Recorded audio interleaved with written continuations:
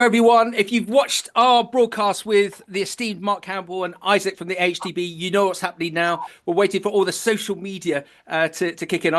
Gemma, I've got a bank of lights behind me, like a Formula One startup, waiting for the various social media. And it's always Facebook that is a bit slow. So when the lights all come live, Gemma, we'll introduce you properly. I was just looking at my notes about Leicester City and looking online. Leicester City is a mercurial football club playing at the upper echelons of Premier League football. And I'm just going to show off quickly because Facebook hasn't come in yet. A number of years ago, I did a big trip through Africa. And Gemma, I'm sure you know this. Football in Africa is huge, and especially Premiership football. And I was in Ghana visiting a dried fruit factory. They dry mango to make it into packets for the European and the UK market. And we've been filming there. We came outside, and they had about 500 of the team, and they were all wearing different football shirts. And one of them was wearing a Leicester shirt because there's a lot of, dare I say, Man City, Man United, and I said to this chap, "Why are you wearing a Leicester City? That looks fantastic." And he said, "Because Max, they are the best team."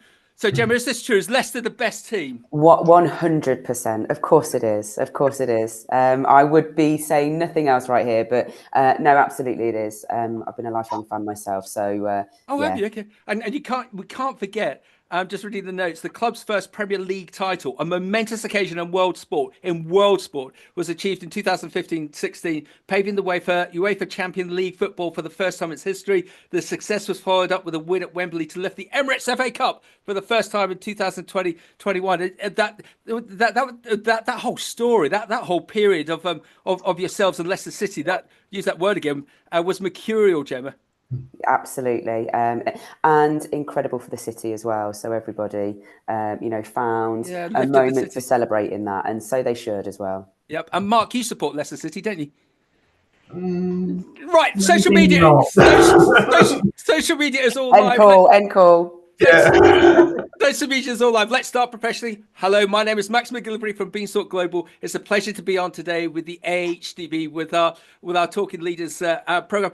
Mark, just introduce AHDB and also then introduce let's use the word again, mercurial Gemma. Over to you, Mark. Brilliant afternoon all, and welcome to this Talking Leaders. I'm Mark Campbell, and I look after the AgriLeader program at AHDB. And AgriLeader is our program that helps farmers and levy payers improve their people management, leadership and management skills. And I'm really pleased today that we've got Gemma, I'm going to say this wrong, Krasucka. Apologies, Gemma. Go for it. I said that completely wrong. Very, very rude. Who's Head of Learning Development at Leicester City Football Club. And we're really looking forward to understanding a bit how she and the teams there bring people with them and achieve the goals that they're aiming for at Leicester City. So Gemma, can I just butt in again? As we were saying in the green room, where Mark and his colleagues are so good is bringing in people like you. That our sector is very good, very sophisticated in some areas, but also not sophisticated in some areas. And we need to challenge ourselves by learning from industry leaders from other sectors.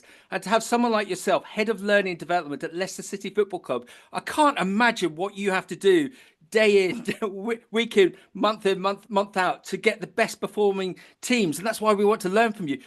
Gemma, tell us about your story. What's your background, please? Well, thank you so much for having me. Firstly, it's a pleasure to kind of share whatever I can that's going to help, anybody. And if you're kind of sitting there and you think, I'm not really sure what I need at this moment, or I'm not sure what I could learn, then hopefully you'll find something that just gives you a little bit of inspiration or motivation as we go through. All businesses and all industries have their challenges where there are people. Where there are people, there are challenges. And that's what makes it really, really exciting.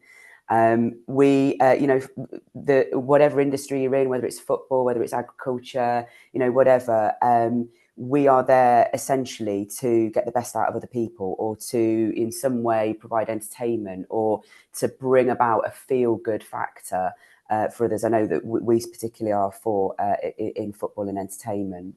So my journey, I've been at the football club for 2 years. Prior to that, I've been in learning and development for 20 years. Even when I was a restaurant and bar manager, the primary focus was to help other people realise their potential. And you realise that by doing that, you end up becoming more successful as a leader when you can take people with you, create success and happy moments and inspirational moments for them. You then end up being gifted opportunities to go and do that elsewhere. So I truly feel honoured to do my job. I feel really responsible to do my job and to create those moments where we can put the world on pause temporarily to reflect on some things that will help us become better. And by us becoming better, we get the best out of others. Yeah, well done. We'll talk about it a little bit later, but I remember at Mark and Isaac's AHDB Agri Leader Forum in January of last year, there was a farmer, and you could tell he was gifted in the respect of how he managed his team. And he said something really interesting. He said, the best thing about running a business is employing people. The worst thing about running a business is employing people.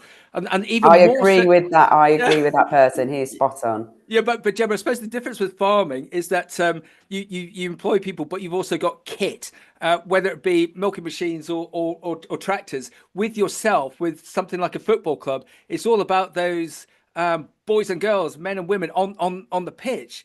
You can't rely on anything else, and it's you and your team and all the fitness coaches and so on to get them totally motivated. So again, I'm just amazed as to what you have to do in your role to get the best out of them. Mark, would you agree? It must be. Can you imagine running a football? Can you imagine doing Gemma's role? No, can't imagine. But yeah, it's quite an interesting point in terms of where you, like Max is saying there, in terms of agriculture and farming, we're relying on other substrates and substances to do what we do, where you're relying on the individual, their skill set, their mindset, and to be able to deliver what the club are aiming to deliver.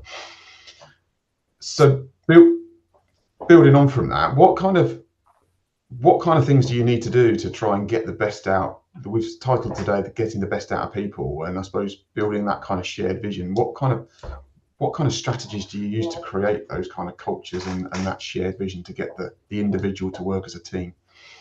Well, I think that there's a couple of things. So to feel motivated to work towards a goal. So feeling motivated is an intrinsic. That is something that comes from within. So feeling motivated, I can't tell somebody to feel motivated. You can't give them, a tiny little anecdote or anything that's going to then suddenly miraculously turn into a feeling of motivation. So recognizing that comes from within, but the goal or the achievement, the objective that you're looking to meet is external. So you're asking somebody to feel something that is external to them and that may have no meaning to them. So to bridge the gap, to bring people with you to achieve a goal that may or may not impact them. So it might be to save money, or it might be to find ways of generating more money. So businesses tend to operate around those two things. Is how do you make that meaningful to the individuals that you have working with you so that they feel motivated and as compelled to achieve that goal as you do.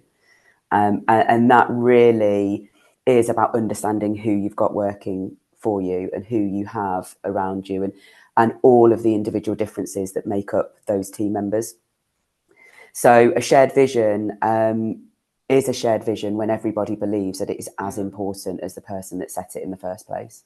Yeah, and what's your technique with that, Gemma, in the respect of, say, at the start of the season, will you and the rest of your executive team dictate to all the teams, we will do this by the end of the season, or do you have a round robin type of conversation and get a consensus and get them to buy into it, and get them to nominate what the targets are, and then what's that technique?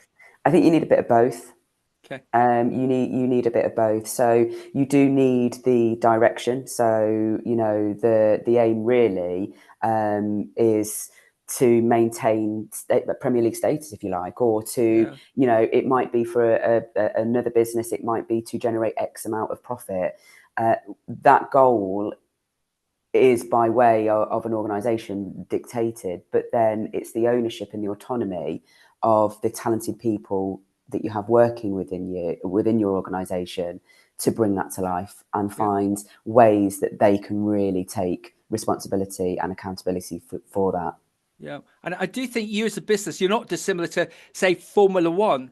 Well, probably even worse in your case, that Formula One in season every week or every other week, they have to expose their business. And with you guys, at the peak of the season, you have to expose your business 2 to 3 times a week. All the highs and lows of that. Whilst within farming, we could be quite reserved in some respect, and don't even let's start on social media and all of that. So you've got so many pressures pulling against you. So on a day-to-day, week-to-week basis with everyone, and how Mark and I have talked about it before with other guests. There's the golden thread that we as a business in 2 years' time we will sell out or we will buy another farm, and everything they do is relating to that golden thread. Everyone's holding on. So when they have a conversation about shall we buy a new tractor, does it hold on to that golden thread? Coming back to yourselves, how do you keep that?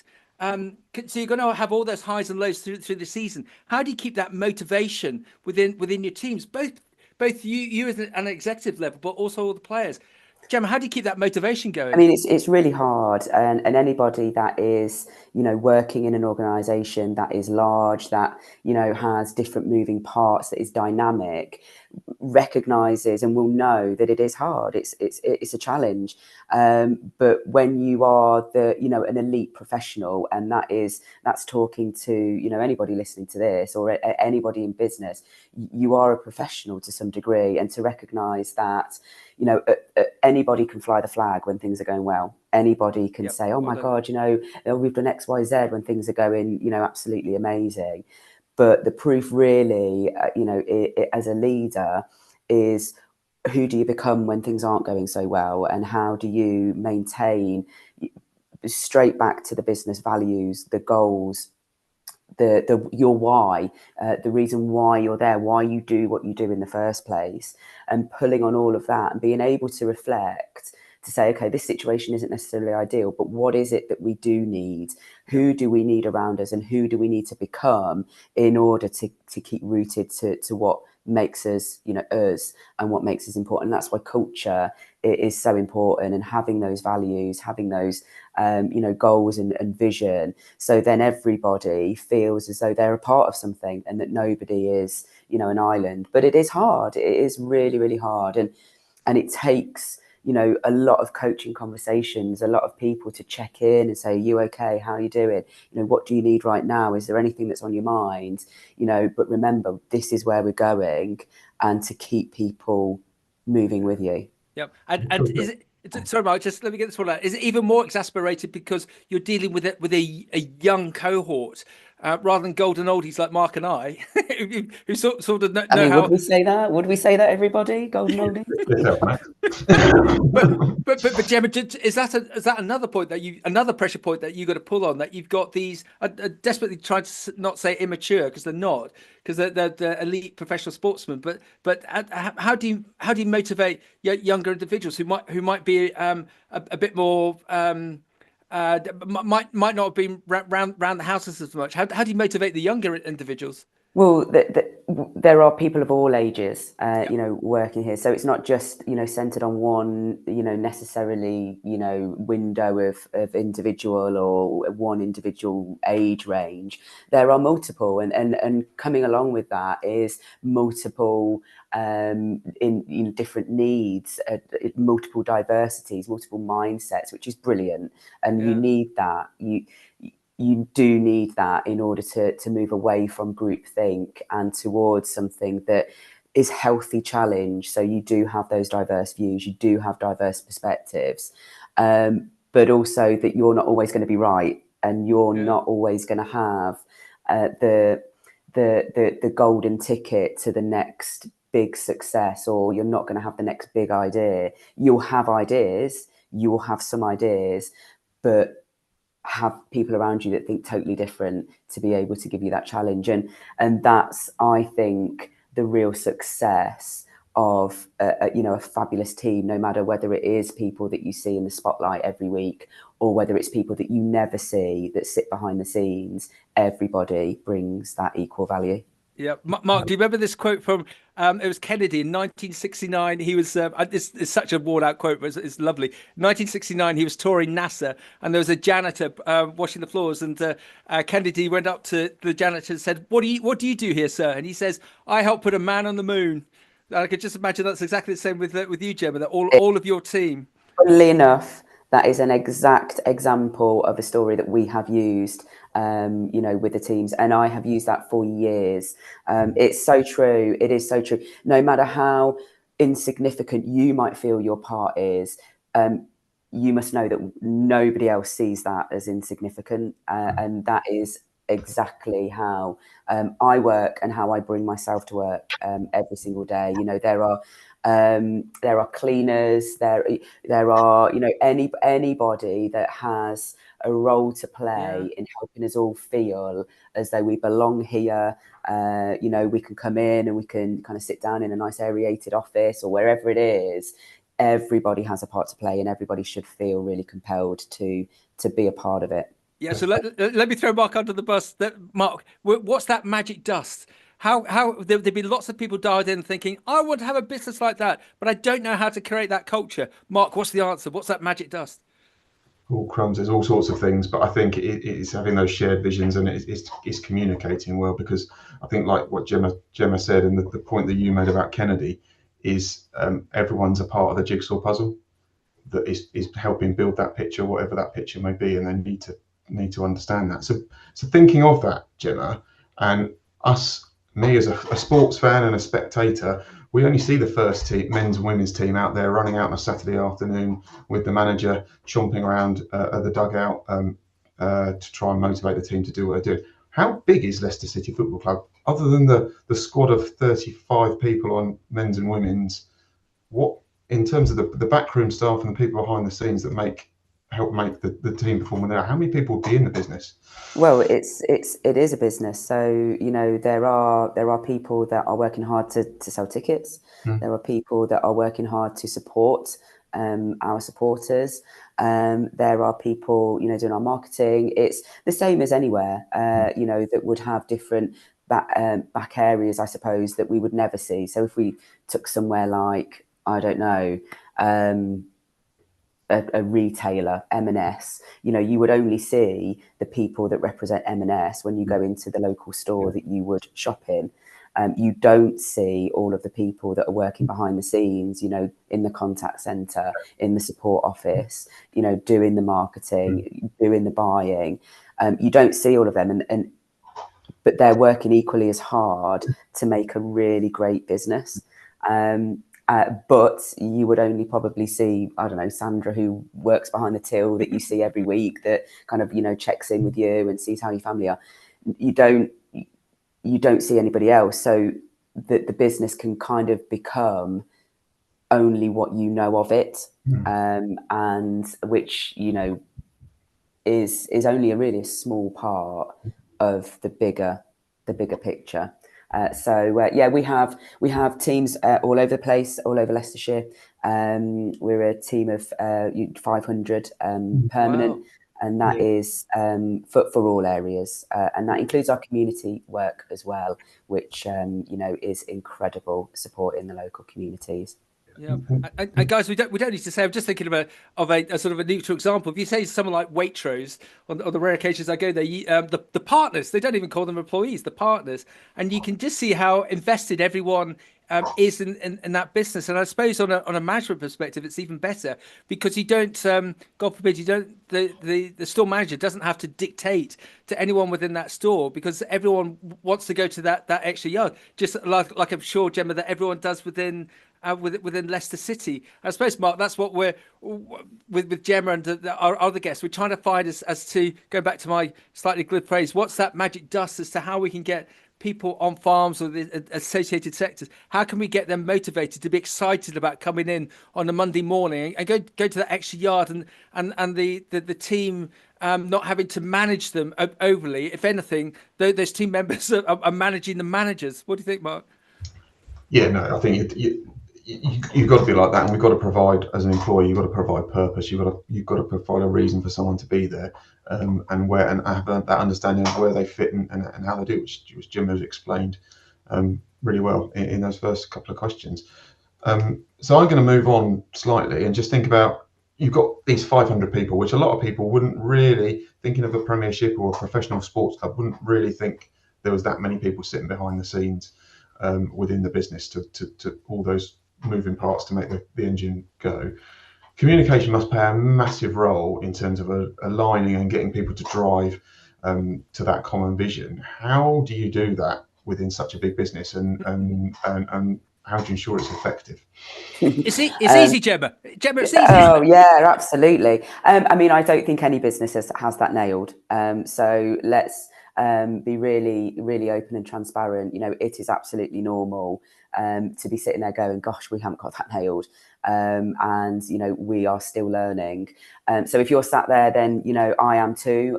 So if anybody has got the, you know, the next best way of communicating efficiently with everybody, then please share it. I'll be all ears. But what we do, and something that has always been a part of my my DNA, is to over communicate by a factor of 10, and that's been something that I learned really, really early on in my career. If you've got something to let somebody know, or if you've got a message to communicate, you can absolutely bet your life that you will have a small portion of people that will immediately listen, because they buy into you, they buy into what you do. You could say anything and they'll listen. There'll be another portion of people that will be passive listening. So they may pay attention to, you know, a couple of bits. Some words might prick their ears up and they'll go, oh yes, I need to listen again now. But then very quickly they'll zone out and off they'll be in their own little world. So you've kind of got these passive listeners, and then another group of people that just will never listen to you. They won't, you know, they're invested in something else, or you're not the style for them, or you're not the, you know, it's not the message that they want to hear. So you've got all these different people in different camps. So to communicate to them all, and to say, oh, we've communicated, so everybody must have heard, is probably the first mistake that we could make. So over communicate by a factor of 10 really talks to, okay, I've got this message that I want to land. We've got this new system. We've got, you know, this new way of working. We've got, you know, some new policies or whatever it is that are going out. Okay, what are the different ways and channels that we can do this? And, you know, what's the staggering of that message? And then how do we go out and check in with people so it becomes personal? I think, you know, we are constantly receiving emails, both personally and professionally. I think there's an email overload. Thank God for the latest iPhone update, because that has taken all of my unread emails away. So for those businesses that thought they were getting through with all their next best offers, they haven't been, and they won't ever be now, because they're being automatically filtered out. But I think there is a metaphor in there. I think there is a message that we could all pick up from that, because our brains do that. They are filtering messages out all of the time and tuning in to messages that either reinforce something that we want to hear or reinforce something that we think we already know. So over communicating is so important. I have people coming to me all the time. I've told them this already. Yeah, you probably have, but that doesn't mean that it's been accepted and it's gone in. Well, I think that's so interesting. Over commute by a factor of 10, and just go to the nuts and bolts of that, Gemma. So say you've got a big message to give out, say about the direction for the positive direction for the season ahead. So you'll do that presentation wise. Will you email it to them? Will you text it to them? Every corner they turn within the facilities, will there be a turn up at their house? Turn up at their house, wear a sandwich board, all the subliminal messages. It's whatever works for your organisation. There isn't a one size fits all. You may do, you know, different things. I mean, we all have different learning styles. Some people absolutely love to chat things through. Other people want to digest it and come back later with questions. So to have a range of different methods that hit all those learning styles, but give people the freedom and the autonomy to take it in, ask questions if they want, but to kind of mull it over is really important. Yeah, well done. And how do you identify the unique strengths of individuals in a team and look to leverage them? I'm just thinking of Gemma, you completely get this scenario. Monday morning, there's a team on the farm just come in, say half a dozen people. The manager or the owner is getting them all revved up for the week, and you've got Brian, who's 62, who's been there for 40 years, and you got Jim, the apprentice, who's more enthusiastic than a Labrador puppy, and they've all got different strengths. And what would be your technique to assess your team, especially with new team members, so that you can present your messaging to them in a particular manner that's really going to resonate? What's your secret? Well, I would love that. That how amazing that there's that diversity in a team, and to really celebrate it. And also recognise that there is an inner purpose as to why that individual is there in the first place. So it might be that some people just need a job, and it doesn't matter what that job is, but they need the income in order to support their family. Well, that's really important. So how can you be the best leader for that individual? What do they need? Well, they probably need a feeling of stability. They probably need an element of security. They probably need to know kind of and be able to foresee challenges that might be coming up, because the stability of their role or their job is really important to the stability of their family. So that might be one person, but in order to help that individual be at their best, because really what you're looking to do is to keep people out of their high stress state. You know, we're looking to stop the dump of cortisol that's going to lift the stress and make us switch off to things that are really great for business, and that's collaboration. But you can only do that when you know the individual that you're working with and know them on an individual basis. So it might be that you've got one person in that scenario that, you know, is primarily there, they need the income to support their family. Another person might be really fresh in, so straight out of school, or really, really keen because they want to be the next, you know, whatever it is, the next person kind of taking over the farming industry. And those two people might rub really up against each other in the wrong way. But they're both there for their individual reasons, and they're both going to give everything to you. So how do you make sure that they can work together so they understand and recognize each other's differences? You know, this person is just going to be kind of chomping at the bit, taking absolutely everything. Yeah.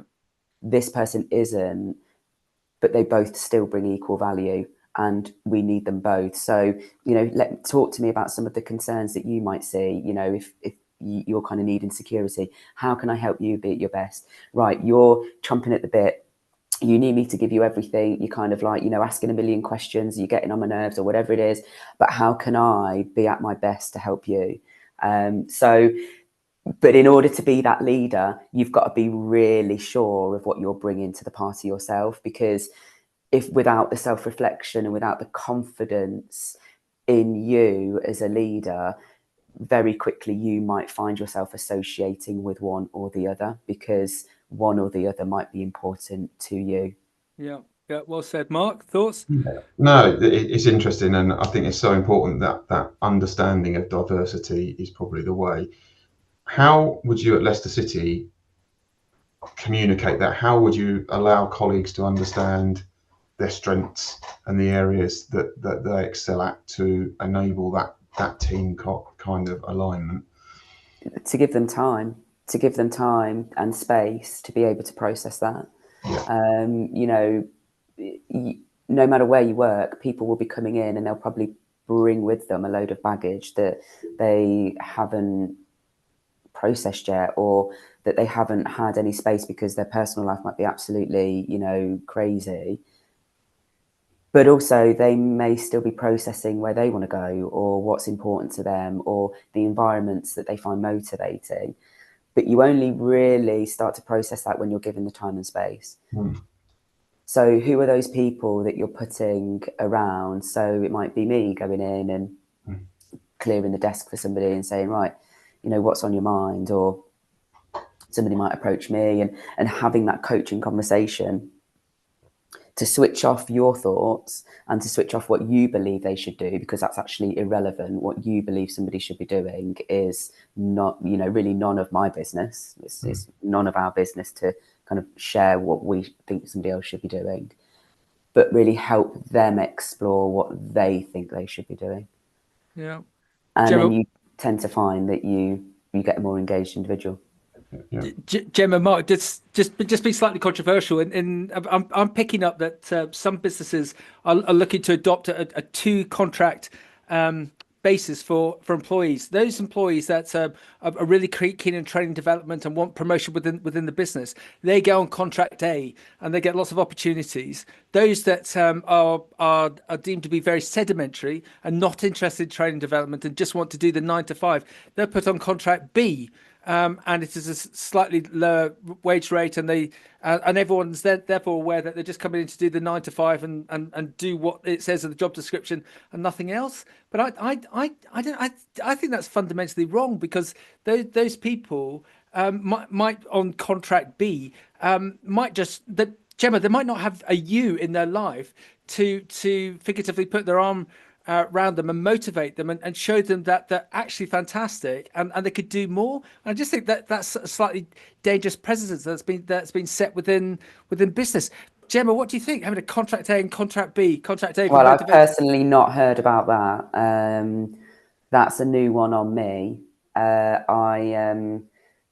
think ethically, that's a bit bizarre. I think, you know, and it goes back to and this is the over communicate by factor of 10. Everybody brings equal value. So just because you do have somebody that is you know, not looking to progress, well, actually they bring so much. I personally know so many of those people, and they, you know, without them we wouldn't be screwed, but without them we would lose something, and that the loss would be the engagement, the history, the knowledge. You know, somebody that does want to just come in and do their job. Well, brilliant. Don't we all want people like that just want to come in, do their job? You know, they're not, you know, looking for the next big thing. They're okay to not have loads of development, but as long as they're keeping up to date with their field and any changes, you know, the world's constantly evolving, and if their role evolves,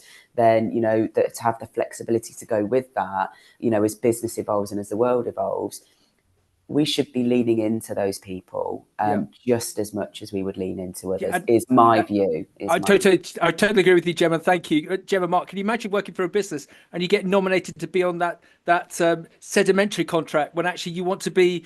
That's not good. It's almost like it's no offense to accountants. It's almost like it's a business being run by accountants and not by leaders. Mark, over to you.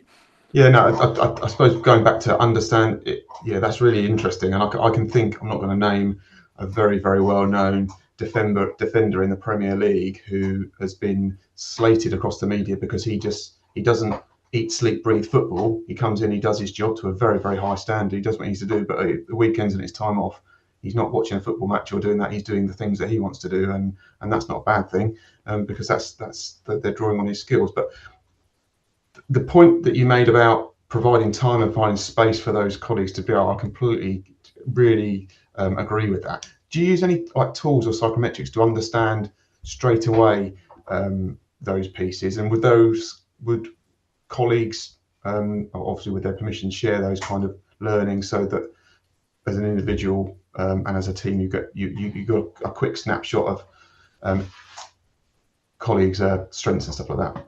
Yeah, absolutely, we do. You know, psychometrics are great, really, for a number of different reasons. The first one is, don't we all just love hearing about ourselves? Well said. I mean, oh, there's a report. It's all about me. Great, you know, straight there. Tell me more about me. How good I am. So there is an element of, you know, real intrigue around psychometrics and kind of like, you know, I'm sure, well, maybe not, but we've all done, you know, what spirit animal we are. I'm just giving you a little insight into my world. Like, oh yeah, I'm a, you know, spirit pig, you know, whatever. But we do because we love to find things that confirm the attributes of us that we hope are really showing out to other people. And in the professional context, it can be very similar. So, you know, what are some of the things, the unique attributes that I bring to this team? I'm sure we've all heard about the quote, you can't build a team unless you know the people within a team. Well, that's so true, you know, and a lot of conflict comes through misunderstanding. A lot of conflict situations arise through, you know, being unable to or find ways to communicate with people that might be similar or different to you. We don't learn that stuff at school.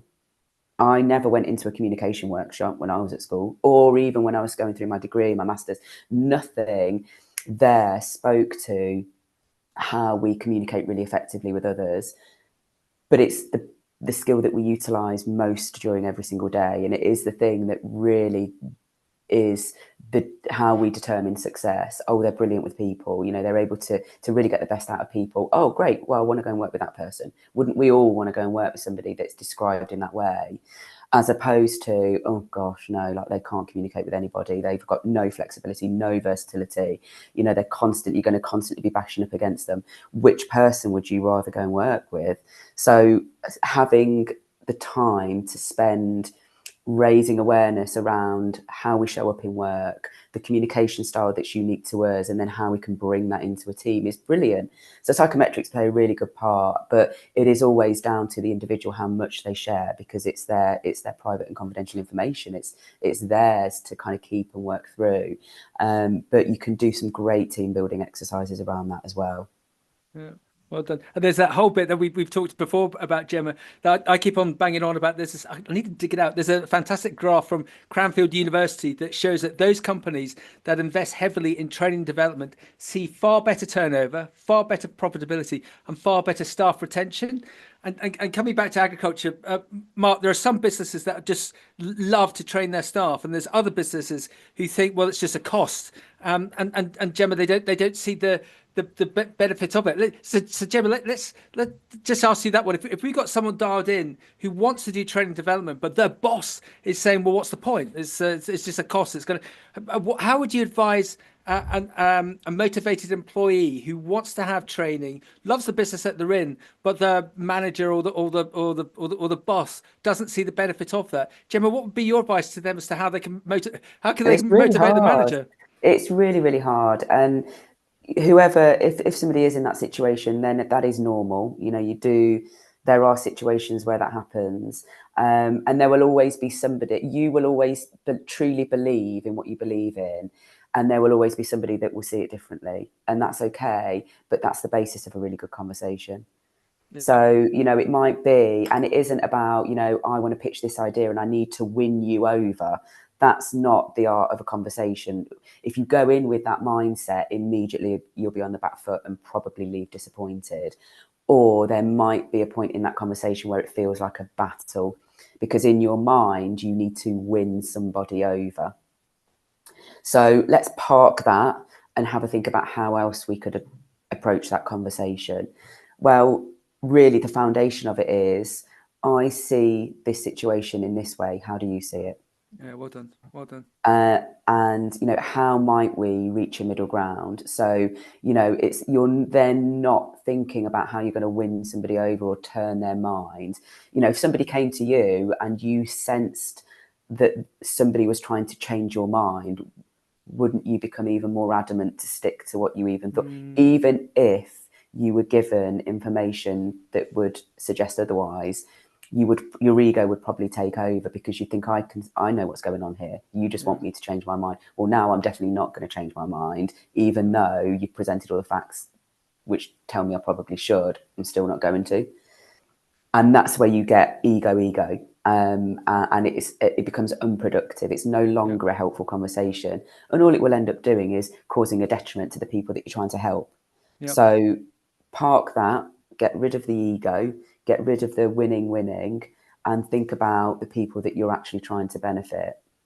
And when you can bring examples of, you know, you might have X, Y, Z individual within your team, well, they would really benefit from this. And this would give us as an organisation X, Y, Z, you know, could there be scope for this? You're then bringing the benefits back to the organisation and supporting some really great people. Yeah. Gemma, well done. Gemma, I want to become a professional footballer, but Mark won't give me the budget. So anything you can do to help me on that front, that'd be much appreciated. Mark, I mean, is that relevant to your role? Let's have a question. What's that got to do with it? But I'm messaging you earlier, Gemma, because I'm available Saturday. Anyway, carry on. Yeah. We'll give Jamie a quick phone and see if he's place. Training and development in UK agriculture, it's a real mixed bag in terms of like Max said, in terms of some people are brilliant at investing in it and some people see it as a cost. So if we have got employers and people dial in that are listening that are investing in training and developing their staff, quite rightly so. Do you have any strategies or methods of how you kind of measure that and how you approach the measurement of that personal development within teams and how it can contribute to a wider goals kind of thing? Yeah, I mean, I don't know what necessarily happens across agriculture. I'd love to learn in terms of reviews or performance measures, but we certainly do, and other businesses that I've worked with and are still a part of, they do. So the one-to-one conversations are really great by way of aligning somebody's aspects of their job to the goals of the organisation and then that individual as well. So it might be that in order to achieve person A's job description to the next tier or the next level, they may need to invest, and we may need to invest in that person in this training course, or this mentor, or we'll assign them this personal coach, and that might be the best option for that person at that time in order for them to reach the next level of their role. And that's just really good people management. Nobody is going to present themselves as the finished article. And even if they are, very quickly your business will move on, which will mean that individual also needs to learn new things to go with it. So the one-to-one process is really good, because then you can set measurable goals and you can say, okay, by this, this is your goal. In order for you to hit it, you might need this professional development. We'll help you with that. So then let's come back in 6 months and see how you've got on, and you can review that. And it becomes a really constructive, helpful conversation. And hopefully that's kind of coming out as I'm over communicating and repeating certain things. It is really about those communication points between people and being really clear on what's expected of them, how you'll help them get there, and then how you'll measure their performance. Can I have a button? Jamie, Kent, Max, I run a team of 12. Firstly, has Gemma got a book out? Because I'd love to read it. And secondly, how do I get training to become a better leader? I've gone to agriculture university. I've been in the farm for 15 years, but I've never had any leadership training. Where can I learn? So, Gemma, have you got a book out? I haven't. No, I haven't. Come on. But I do have a podcast. I do have a podcast that's coming out. So maybe was it Jamie? Yep. Yeah, maybe Jamie. I'll share the link, and maybe he wants to have a listen to that. So that was going to be my question actually to Jamie. Is when you went to agriculture university and you've kind of done all your professional credentials, what was it that you felt was missing? What attributes are you aspiring to have that you don't believe you have? Because I think just by asking that question, he's already on his way, to be an incredible leader. There are certain qualities of leadership, and curiosity is one. Being able to sit with yourself, reflect, and think, actually, there are attributes that this person has that I don't think I have. How can I get them? So there are tons and tons of books out there that are brilliant. Simon Sinek is one who I just love. He's been, a lot of his work I've studied. But also it's just around being curious about how you can be a really good human being. And when you recognize that the success of your business, if you have a team or you're responsible for people, the success of your business will come from them. It won't come from you. You can't do it all. So how can you make sure that you're being clear, prioritizing the people in front of you, but being really, really clear where you want to get to, and being able to have those tough conversations as well, because it won't all be plain sailing. You're not always going to have you know, a load of team members that just want to go with you no matter where you go, and they're, oh yes, I've got a load of followership, and you know, they're not. So how do you challenge that behavior or those performance standards when things aren't going well? Yeah, Gemma, well done. You're for a second say you're brilliant. You're just giving it to us in bite-sized chunks, and it's the way that you present it is. So you think, Mark, is very simple and gives you confidence. And Jamie says yes, please, to the podcast. So afterwards, we'll put that your podcast link when it's ready on everything. Thank you, Mark. Over to you. Yeah, this is really interesting conversation and leading into sort of leadership and inspiration and things like that. Obviously, you're working in a Premiership football club, and the women doing extremely well as well. What sort of lessons could farmers learn from Leicester City Football Club or a professional football club on how they build those high-performing teams? And we have to be careful saying teams or groups of people on farm, because some of our sectors don't like to refer to their people as teams. Okay, all right. Well, whatever it is, whatever dynamic you find other people in with you, then that's okay. You know, it's people. We form groups. We are social creatures. We are, you know, pack animals, really, and we flock to social circles. So whatever group it is that you're thinking about or describing, it is around finding ways that you can get the very best out of others, but also yourself. And it's probably the best lessons and the best leaders that I see are the ones that have really great self-awareness, have really great versatility, so we're able to work with people of all different backgrounds, walks of life, communication styles. They just know how to work that room, they know how to work that group, and they are really emotionally intelligent. So, you know, there are certain traits that transcend across brilliant leadership and high-performing teams, no matter where you work. And, you know, in the industry that I work in, you know, it's very performance-driven. It's, you know, everyone has an opinion, of course. So to be that resilient, emotionally intelligent, versatile leader that can communicate with many different people and bring them with them, you know, will always have a really successful team. But it's not always about being everyone's best friend.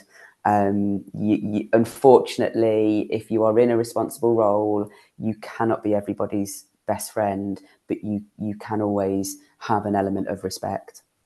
Yeah, that's excuse my whiffs. We talked about this before. That Chris Evans, in his autobiography, when he bought Virgin Radio, he had an open door policy to his office. He said it was the worst thing that he could have done. It was on a Monday morning. Everyone would come in with all their issues, and he thought it would all be joyful and glee and all about puppies. But no, it was all about everyone's issues. Gemma, I'm going to cross the line now. Leaders have a tough job. In your role as a leader, do you ever get lonely? Some of the people that I've met at a senior level get very lonely because all the responsibility is on them. Do you ever get lonely? And if you do, how do you counter that? Do I ever get lonely? I've never been asked that question. So thank you for asking me that.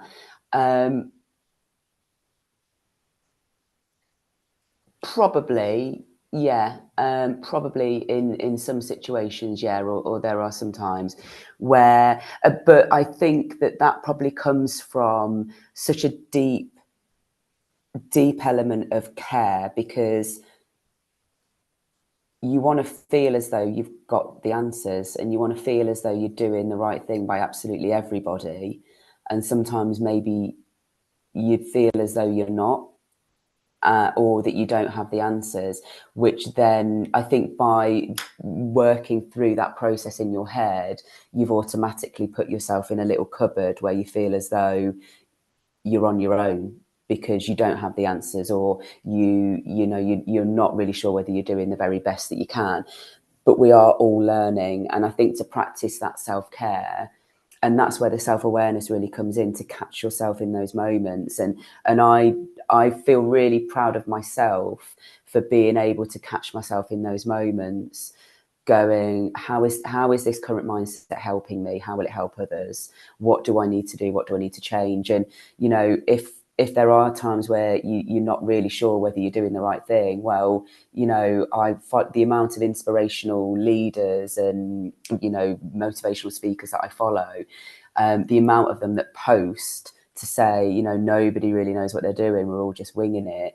Although we have credentials, that mean that we are kind of, really should be great at what we do, we don't all have the answers, and that's okay. That's why we need each other, and knowing that gives me the confidence to feel comfortable knowing I'm never really on my own. Because if you can step out and say, I don't have the answer to this, what do you think? How do you see it?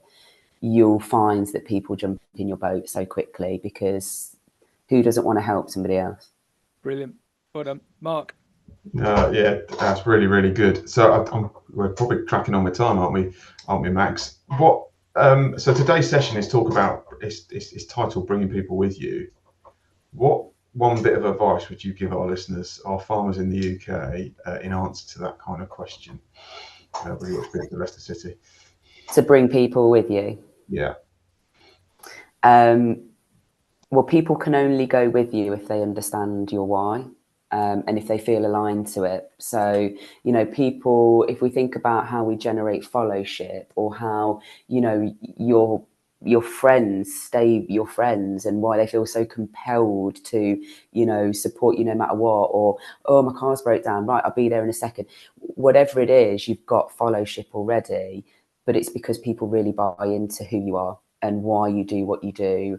And your mission becomes as important to them as it does to you, because you're honest, you're open, you're transparent, you're willing to learn. So to keep people going with you, they've got to know what you're about, and they've got to be able to resonate with a part of you, and they've got to be able to see that in themselves, or see how you can really help them find their way.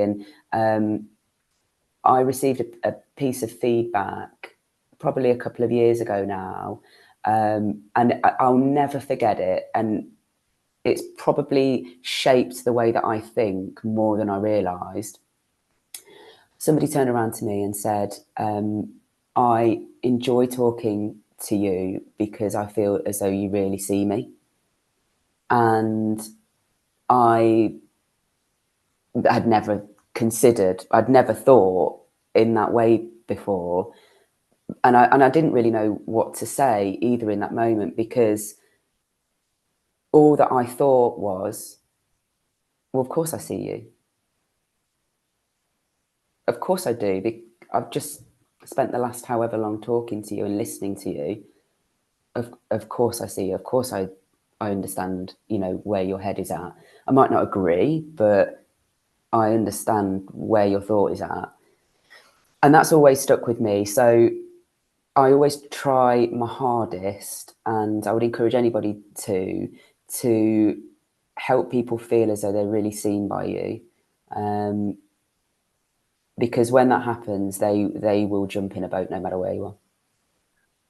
Gemma, I'm really so enjoying it. Mark, it's almost like we need Gemma to meet a bunch of farmers, to talk to a bunch of farmers, so we can all learn from her over and above this. Any suggestions, Mark?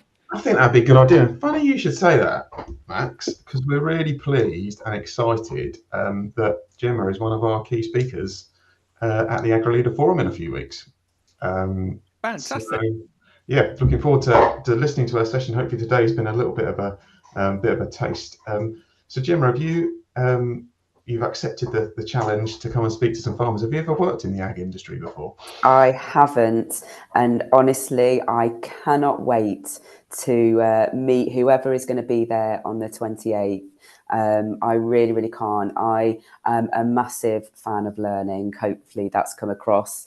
You may have picked that up. So I am going to be there to share whatever I can with people, but equally soak up whatever's going to come back. And I cannot wait to meet the people there. I can't wait for everyone to meet you, Gemma, because it's the people that go there are very enthused anyway, because it's sort of self-filtering. That's why they're there. They're very open. But I've asked a number of people directly at a couple of Agri Leader forums I've been to. They're also quite naive about this whole area. That's why they're just like Jason. I hope Jason's an individual will be going. And again, it's so clever by Mark, Isaac, and the rest of the AHDB team to bring the likes of you in and there's no issue having other speakers from the same sector, but to bring people like you in, there's so much that we've already learned from you today, Gemma. But to do that in front of 250 people, I think it's going to be. I was going to go for the word historic. Go on, Mark. Yeah, it will be historic. It'd be a fantastic. But is there anything particularly that you would want to kind of learn from us, Gemma, from our industry and our sector? Anything that you're looking forward to, hoping to get from the event?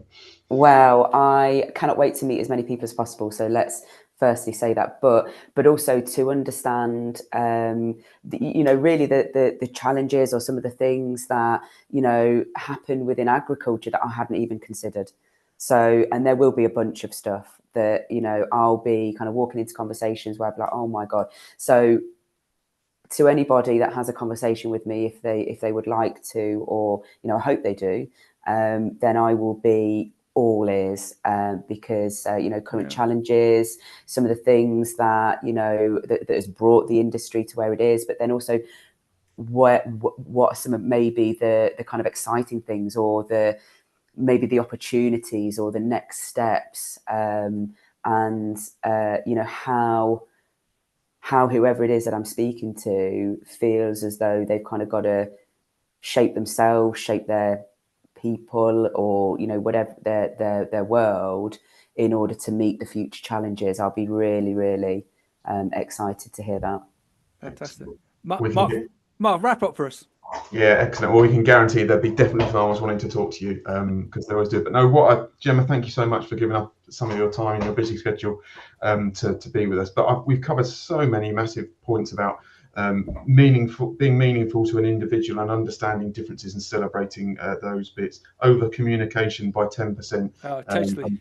And in different mediums to try and get those messages as far and wide.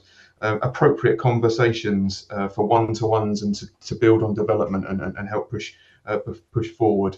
And then measurement and things like that. Again, bringing in one-to-ones and appraisals, which in agriculture is not hugely done, but by sitting down and setting those targets, you can actually see the value of actually investing in training in an individual to push both that individual forward, but also to push the business forward. And then from a leader's perspective, being self-aware and having great self-awareness, huge versatility, and building on your emotional intelligence is the way that you're going to bring people along with you, which is great. So thank you very much for chatting. If there's any of our listeners that are wanting to come to the Agri Leader Forum on the 28th and 29th of January in London, kindly hosted by NatWest, we only have 9 tickets left. That's 9 tickets left. We have nearly sold out, so please don't hesitate. We'll stick a link in the chat below, or have a look on the website, Agri Leader Forum. Well done, Gemma. Thank you very much.